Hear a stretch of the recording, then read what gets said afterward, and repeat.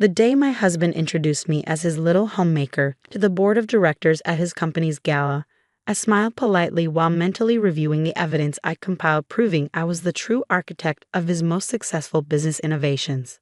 In 2 months, I would present my patent applications and business records to his stunned executive team. But tonight I would play my part one final time. I am Elise Harrington, but most people in the business world know me only as the wife of Robert Harrington, founder and CEO of Pinnacle Solutions. My academic credentials, a PhD in computer science from Stanford and an MBA from Harvard, have been reduced to framed certificates gathering dust in our home office, replaced by the role of corporate spouse and hostess extraordinaire. When I met Robert, I was leading a promising AI research team at a technology incubator in Silicon Valley. He pursued me relentlessly, not just romantically but intellectually. "Your mind is extraordinary," he would say over late-night discussions about algorithmic efficiency and market applications. Together, we could build something revolutionary. I believed him. I believed we would be partners in every sense of the word. That belief led me to marry him after a whirlwind 8-month courtship, and subsequently to integrate my research with his business ventures. Looking back, I can map precisely how skillfully he executed his strategy of appropriation. The first project was collaborative, at least superficially. We developed a predictive analytics engine that became Pinnacle's flagship product. Robert handled the business development and investor relations. I architected the technical solution. When the press coverage emerged, I was conspicuously absent from the narrative. "A technical team under my direction," he would say in interviews, never mentioning that the team consisted primarily of his wife. "It's better for investor confidence," he explained when I questioned him. "They want to see a strong, singular vision. We know the truth, and that's what matters." I accepted this reasoning, focusing instead on our next innovation. Each time, the pattern repeated. My work, his acclaim. Over 5 years, I watched my contributions systematically erased from the company's history, my role reduced to supportive spouse in the official narrative. The wake-up call came during an evening when I overheard Robert speaking with Gregory Phillips, his chief financial officer and longtime friend, in his home office. I had come to discuss a breakthrough in our latest project, but paused outside the door upon hearing my name. "Elise is getting restless again," Robert said, talking about wanting more acknowledgement for her contributions. I could hear the dismissive quotation marks around the word. Gregory's laugh was uncomfortable. "You have to admit, Rob, the core algorithms were her design. The Hanover contract wouldn't have happened without her innovations. The concepts may have come from her research, but I'm the one who made them viable," Robert replied. "She's a theoretical academic, I'm a businessman. Ideas without execution are worthless." Still, Gregory persisted. "Maybe give her some formal role. Technical advisor or something. The board might actually." "The board follows my lead," Robert interrupted. "Besides, we have a good arrangement. She gets the lifestyle and security she wants, and I get to run my company without complications. The prenup ensures she'll never have any real claim on Pinnacle's assets. Why mess with a system that works?" I stood frozen outside that door, a proposal for our newest project clutched in my hand as the full reality of my situation crystallized. I wasn't a partner, I was an asset, a resource to be mined for valuable ideas, then kept comfortable but contained.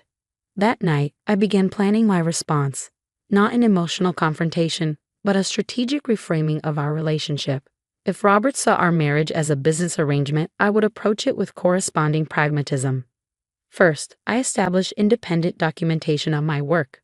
For each project I had contributed to at Pinnacle, I compiled comprehensive records, initial concept documents, development notes, testing protocols, all meticulously time-stamped and authenticated.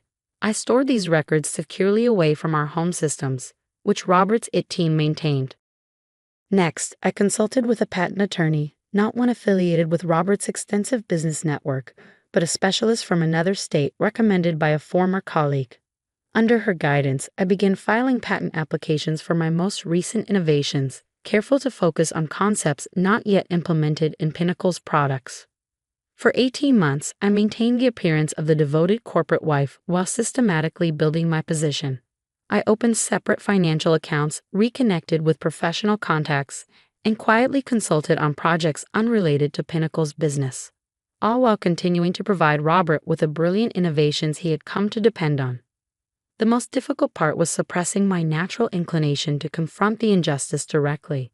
Each time Robert presented my work as his own, each time he introduced me as an ornamental afterthought at corporate functions, I smiled and played my role while mentally cataloging the incident as further evidence.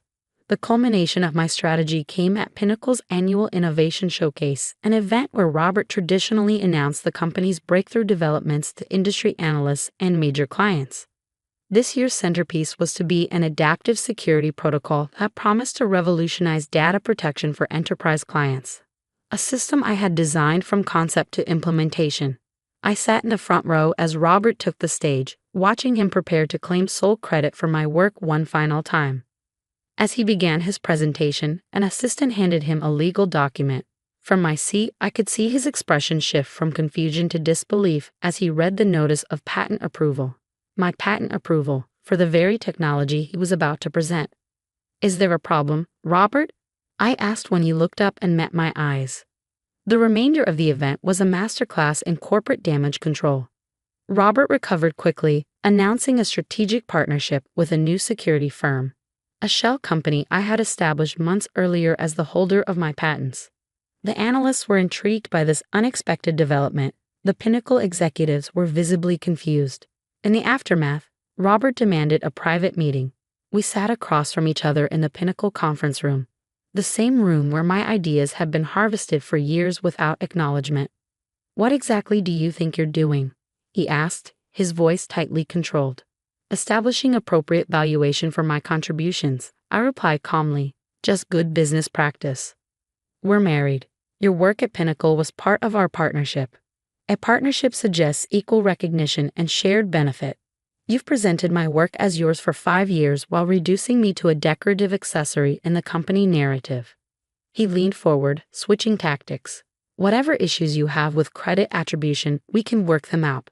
But filing patents independently crosses a line, Elise. It's practically corporate espionage." "One cannot steal what rightfully belongs to oneself," I countered. "Every patent I filed is for my own original work, meticulously documented and legally distinct from Pinnacle's implemented products. I've been careful not to violate any proprietary rights. The prenuptial agreement covers marital assets and your ownership stake in Pinnacle. It does not entitle you to my intellectual property created independent of company resources." I slid a folder across the table. "My attorneys have reviewed the contract thoroughly. You might want your team to do the same." The negotiation that followed lasted weeks. Robert oscillated between threats of litigation, attempts at emotional manipulation, and finally, surprisingly reasonable settlement offers. The board of directors, once they understood the situation, recognized the precarious position Robert had created for the company. Having my innovations suddenly under independent control represented an existential threat to Pinnacle's product roadmap. In the end, we reached an agreement that benefited all parties. I would become Pinnacle's Chief Innovation Officer, with full acknowledgement of my prior and ongoing contributions. My patents would be licensed to Pinnacle under favorable terms, but I would retain ownership. The company's historical records would be amended to accurately reflect my role in its foundational technologies. Our marriage, however, did not survive the renegotiation.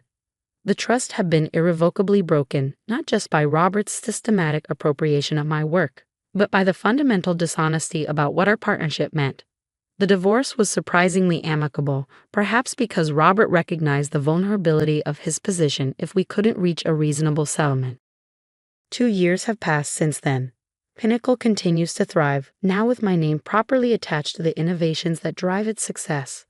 Robert and I maintain a professional relationship that is cordial, if not warm. The industry publications that once described me only as Robert Harrington's wife now reference my technical contributions and leadership role. Yesterday, a young female engineer approached me after I gave a keynote address at an industry conference.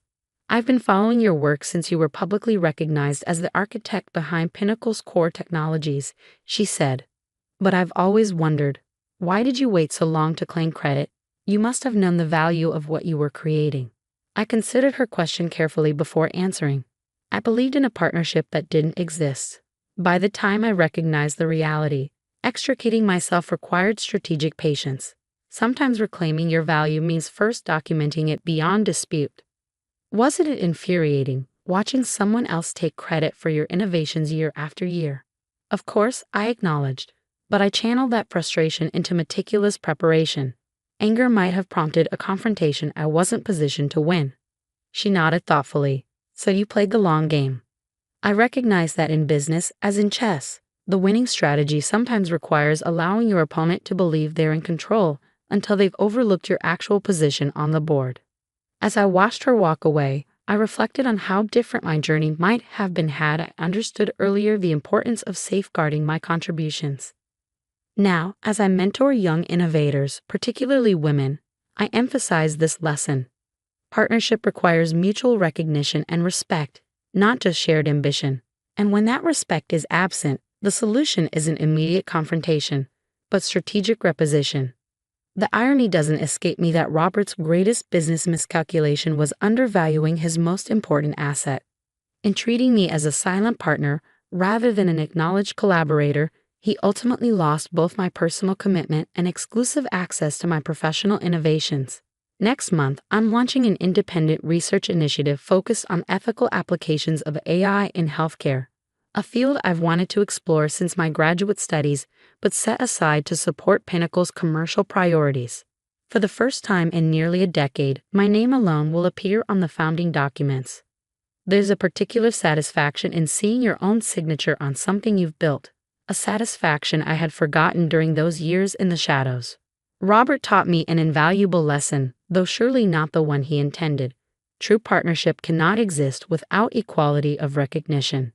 In business and in life, we must insist upon proper valuation of our contributions, or create spaces where that value is self-evident. Sometimes the most powerful position in a negotiation is the one you build for yourself when others aren't paying attention.